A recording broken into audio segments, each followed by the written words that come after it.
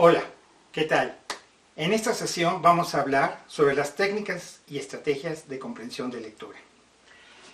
Antes que nada, debemos de preguntarnos ¿por qué el inglés? El inglés como lengua general a nivel mundial se toma en cuenta por diferentes aspectos, ya sea culturales, turísticos, históricos, en fin.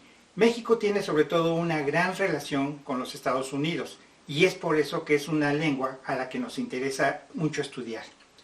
Sobre todo en este caso, que cuando tomamos un curso de comprensión de lectura, es porque muchos de los textos que vienen y llegan a México es precisamente que los llegan en el idioma inglés. Para poder entender un texto en inglés, vamos a tomar diferentes aspectos y técnicas y estrategias para poder entender este texto. Primero, aspectos lingüísticos y sociolingüísticos. ¿Qué queremos decir con aspectos lingüísticos y sociolingüísticos? Que el idioma inglés hay que entenderlo no solamente como una lengua escrita o hablada, sino que hay mucho trasfondo en el idioma.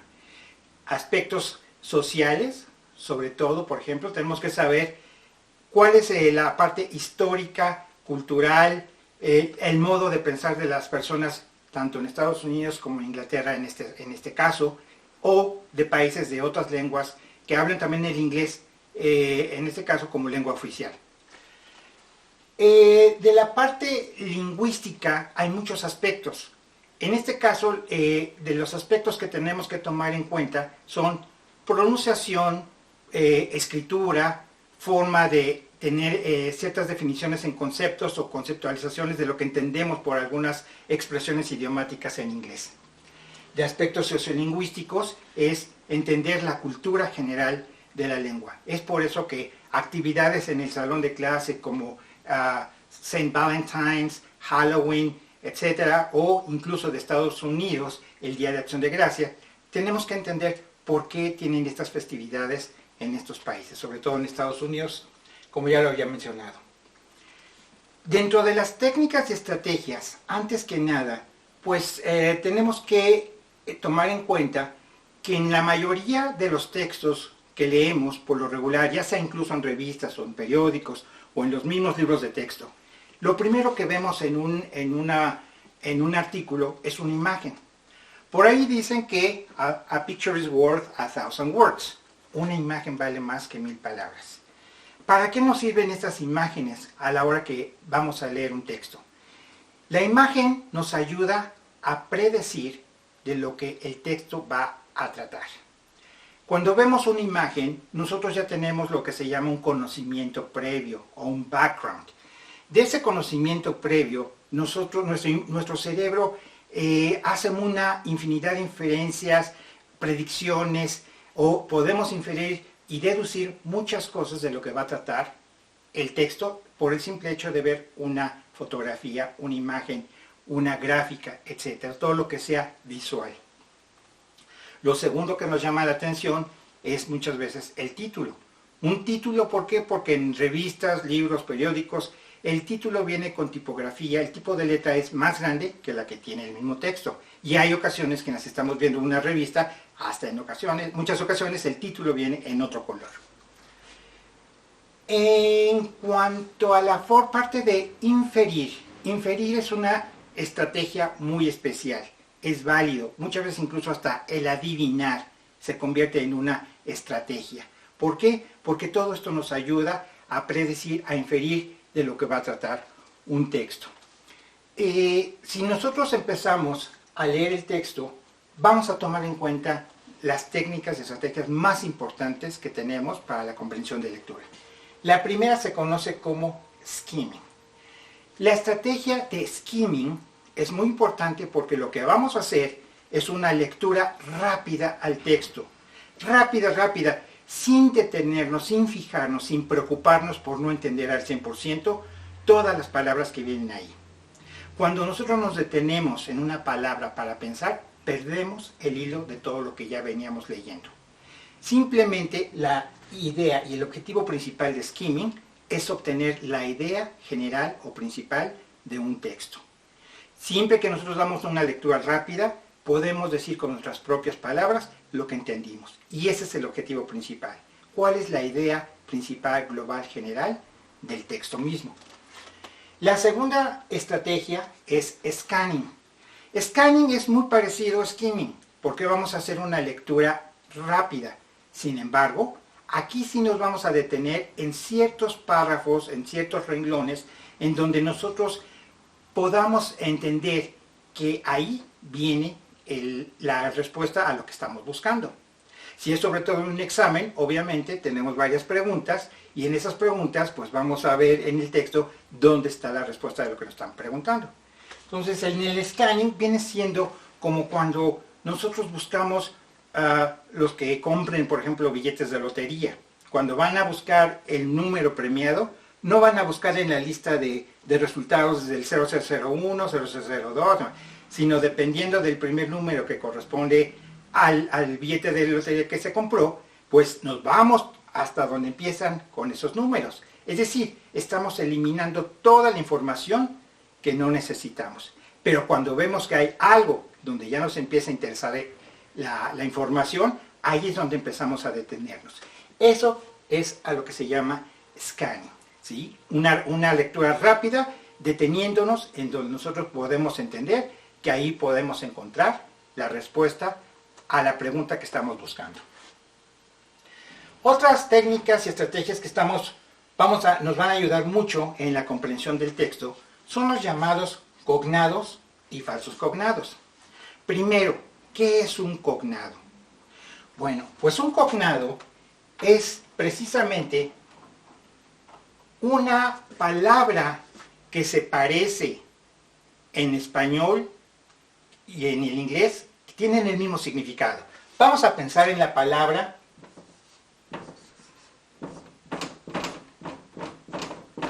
satellite. Esta palabra satellite, si nosotros la vemos escrita, podemos deducir que su significado es satélite. Quizá en la pronunciación satellite no suene tanto, pero si la vemos escrita, sabemos que se parece a una palabra en español, y en este caso, satélite. Si tenemos este tipo de palabras, son las palabras a las que les llamamos cognados, ¿sí? Pero existen palabras llamados falsos cognados. Hay autores, hay maestros, que en lugar de llamarles cognados o falsos cognados, les llaman amigos y falsos amigos, simplemente por el significado. En este caso, de los falsos cognados, podemos decir la palabra actually.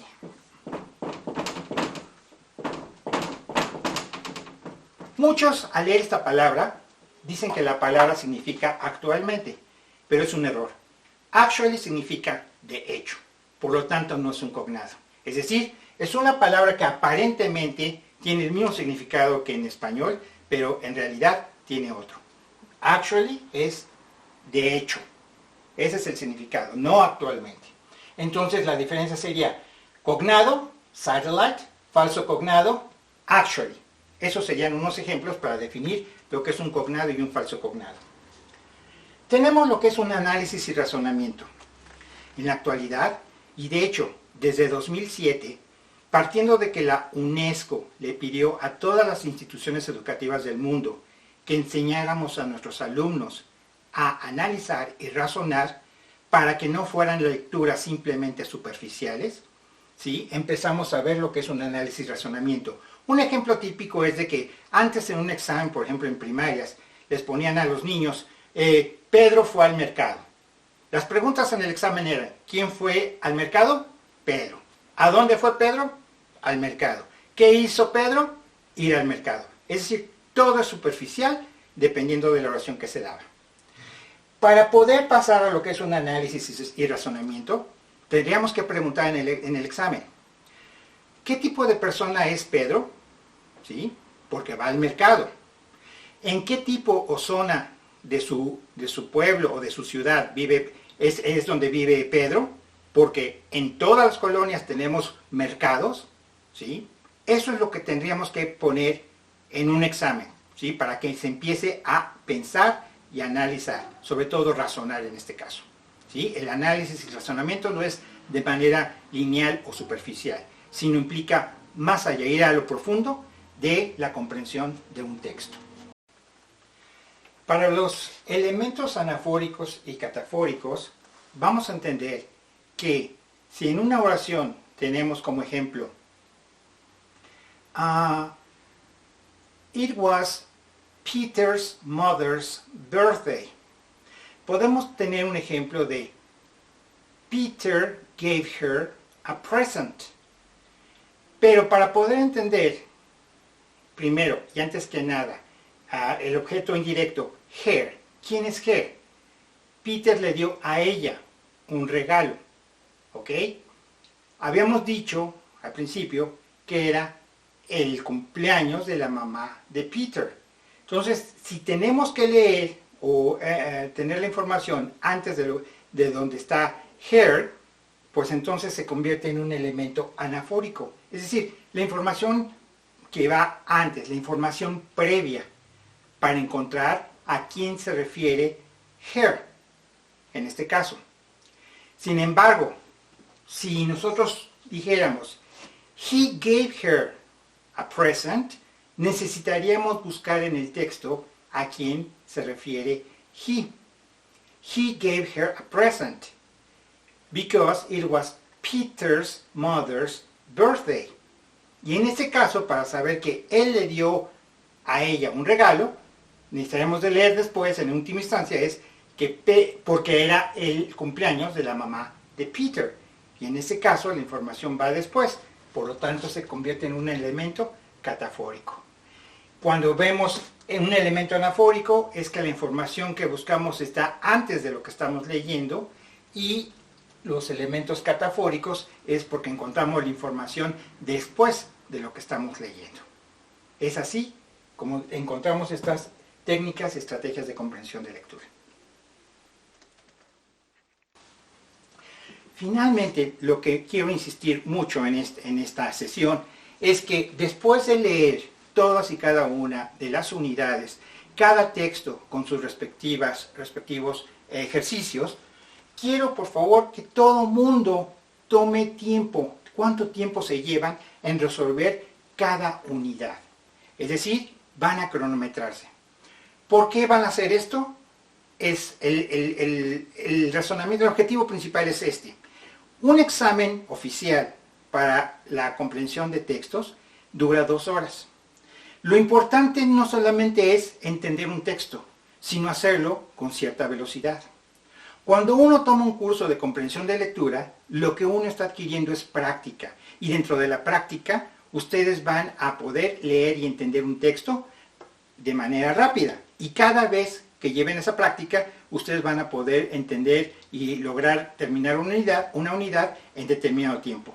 La idea es que cada vez que contesten una unidad, ustedes mismos se batan ese récord en cuanto a tiempos.